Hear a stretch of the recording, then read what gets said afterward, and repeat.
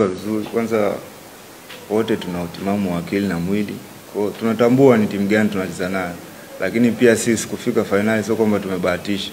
Hapana, tumepambana na kila mtu ameona tumepambana. Kama ndugu yangu alivyosema pale tumeruhusu goli moja. Unaona kabisa ni timu ambayo ilikuwa inatafuta kitu. Kwa sisi mpaka kufika finali na maana watu wote wamepambana na tupo kwa ajili ya kushinda kwenye mchezo wa kesho. Player ushabiki hauwezi kuwa effect kwako. Lakini kama una wachezaji ambao hawezi kukupa kitu, basi utakuwa na wasiwasi. Sisi tuna top player, kwa tupo kwa ajili ya mchezo wa kesho. Tupo tayari. Kwanza nawapongeza, lakini cha pili wajue pia wanakuja kucheza na timu ngumu ambayo imejiandaa vizuri kwa ajili ya finali. Shabikia timu yao waje kutusupport kwa sababu bila wao sisi,